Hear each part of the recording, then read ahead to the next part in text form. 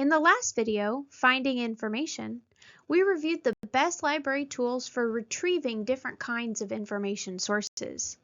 Once you've found some sources, you need to determine whether or not those sources meet your research needs. In short, you need to be able to answer two questions. Is this information reliable? And is this information relevant? Information is reliable when it is accurate and verifiable. That means the accuracy of any claims or conclusions holds up to review by other experts or when compared to similar research. Information is relevant when it effectively supports your research. Context is key here. If you cherry-pick statistics from a study or cite an article based on its title without reading it, that source might not be relevant to your research. The word effectively is important too. An unreliable source that agrees with your argument is not the same thing as a reliable source that supports your argument. Before we dig deeper into evaluating reliability and relevance, we need to understand the types of information you might be using in your research assignments. Some of these terms might be new and unfamiliar, especially if you're just transitioning from high school to college. Peer-reviewed sources, sometimes called refereed sources, aren't something you can really browse at the bookstore or most public libraries. These are publications created by and for people doing academic research. They are most often published in a periodical collection of other peer-reviewed works called a journal. Some peer-reviewed journals have been in publication for more than 100 years. Articles published in these journals are subject to review by one or more experts in the same field, and a journal's reputation can hinge on the rigor of this review process. Peer-reviewed articles are not light reading for the general public. They presume some familiarity with the subject and often use specific language familiar to other researchers. They include research studies, literature reviews, and other forms of academic analysis. You can identify a peer-reviewed source by looking for the title of the journal it was published in. This title will usually have the word journal in it, like this example, the Journal of Business and Finance Librarianship. You can also look for structural features like an abstract at the beginning and appendices and references at the end. Scholarly and academic are sometimes used as synonyms for peer-reviewed, but they're actually more general terms. Peer-reviewed works are always scholarly, but not all scholarly works are subject to a peer review process. A work is considered scholarly if it is written by and for academic researchers. That can include nonfiction books, especially those published by university presses like Lynn's own digital textbooks, open education resources, government reports, and even some trade publications. To identify a scholarly work, look for information about the publisher and the authors. This is an example from a Lynn digital textbook. Notice how clearly it identifies the contributor's academic expertise. Trade publications are also called trade magazines, trade press, or professional sources. Trade here has the meaning profession or career. These are sources written by and for professionals in a specific field, although their audience can include non-professionals that have a special interest in that field. Trade publications review topics of interest and analyze current events and trends that are relevant to specific professions. These are usually periodicals, often magazines, and can include newsletters and websites too. You can usually identify a trade publication by its title and contents. The School Library Journal, for example, reviews books for librarians who are curating a school library, or Billboard, which tracks the popularity of songs and albums as well as sharing news about the music industry. When in doubt, try filtering your database search to trade publications, or just look up the title of the publication to see how it's described. Journalism, and more specifically, investigative journalism or investigative reporting, describes content created by professionals who gather, edit, and present information about current events or specific topics to the public. Almost all major news media publishers, whether it's cable news like Fox or CNN or the New York Times or NPR website, will include investigative journalism alongside opinion-focused articles, blogs, and podcasts. So when gathering sources for your research, make sure you avoid conflating opinion pieces with investigative reporting. Good investigative journalism should feature extensive reference to primary sources, including experts or eyewitnesses to events. If you're using an unfamiliar or independent news source, make sure you verify its reputation and compare it to other sources. There is some overlap between journalism, scholarly sources, and trade publications. For example, here The Economist describes itself as a newspaper, and it does publish content that could fit into any of those three categories. When in doubt, check out the About page of the source that you're looking at and consider if the contents are focused more on an academic, professional, or general audience. Government reports have content that overlaps with scholarly sources and investigative journalism. Their distinguishing feature is that they're published by government agencies for the public. These reports can include scientific research conducted by agencies like the Center for Disease Control or NASA, or massive data-dense resources like the U.S. Census. These reports also include investigations into major scandals and disasters, like the Pentagon Papers or the findings of the 9/11 Commission.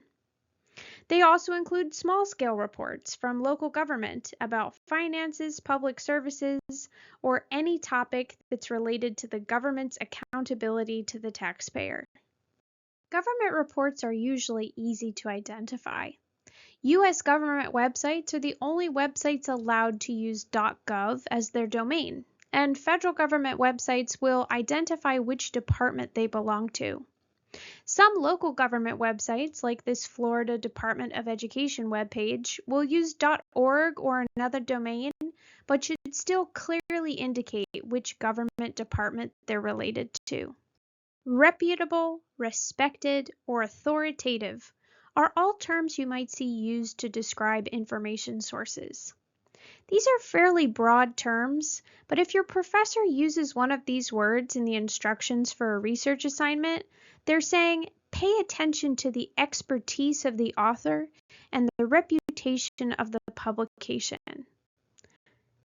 If the instructions for your research assignment say, please use library sources, what that really means is use the library's research tools to access information sources. Your professors want you to benefit from the full breadth of sources that the library has to offer.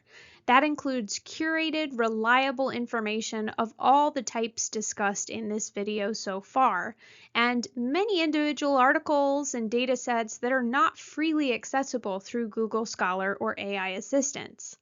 So library sources are not limited to just what's on our shelves, and it might include things that you could find using Google, like a New York Times article. So take note.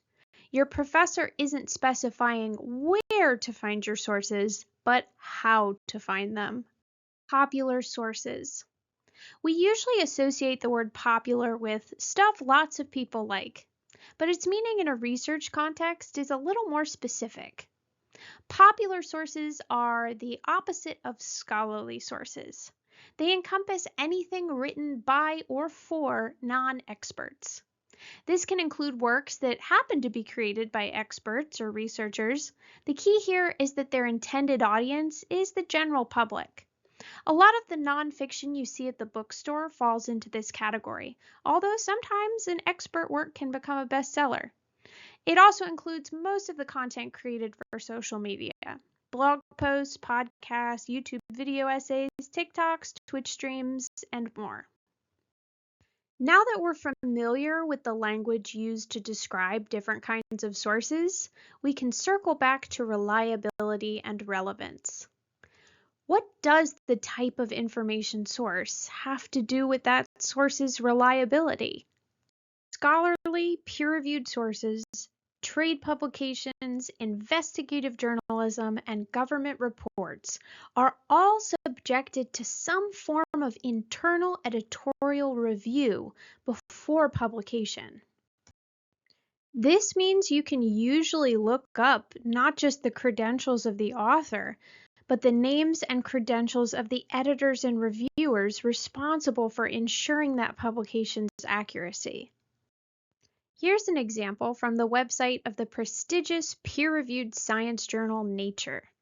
Notice that the About the Journal menu includes information about editorial policies, journalistic principles, and the historied reputation of the publication. And here's another example from the New York Times Company website. Note that the publication has created several multi-chaptered guidebooks detailing its standards and best practices. The mere existence of standards and policies like these don't indicate perfection, but they do provide a public commitment to producing a specific quality of work, and the reader can hold the publication accountable to that standard. Speaking of perfection, just looking like a news article, scholarly source, or trade publication doesn't mean that a source is reliable. You want to look for those policies and standards or for transparent author credentials to avoid bad imitations. Low-quality journals with journal in their title do exist. That's one reason to stick with our database search tools. News sites that are primarily just clickbait entertainment proliferate online, as do websites that contain nothing more than unverified, unedited text and images generated by AI tools. Speaking of AI, please be mindful, especially when using the free versions of large language models like ChatGPT or Claude. While these tools are constantly evolving, they were primarily designed to generate natural-sounding language, not accurate information. Maybe a year or even a week from now, I can delete this part of the video. But for now, what you're seeing on screen are just a handful of actual references students have shared with us that turned out to be AI hallucinations. In some cases, the publications will be real, the authors will be real people, the titles will sound like real titles, but the actual article was never written by anyone. In the most information-rich era that's ever existed, fake citations like these are the absence of information. Now that we've discussed reliability, we can ask, what does the type of information source have to do with that source's relevance to your research? Well, if you understand who created an information source, what audience they probably created it for, and for what purpose, you have context for how you should or shouldn't use that source. For example, here's an article from The Onion. This would not be a relevant source if you're writing a research paper that requires up-to-date, serious reporting on current events, because it's a satirical newspaper. But it would be relevant to a paper about how the internet has shaped satire in popular media. Likewise, a Reddit post would be a relevant source if you're analyzing the different ways people use social media to communicate, but not so relevant if you're curating the opinions of verified professionals or academic experts. Likewise, a peer-reviewed article might be quite reliable, but not the most relevant source if what you need is general background information on a topic. If you want even more questions to ask yourself when evaluating information sources, here are some mnemonic devices more detailed than just is it reliable and is it relevant, although they all have the same meaning. Finally, don't forget that the Lynn librarians are here to assist you. You can ask us questions in chat on the Lynn Library website. You can email us at lynn@library.edu, or you can stop by the library in person and ask to speak to a librarian. No appointment needed.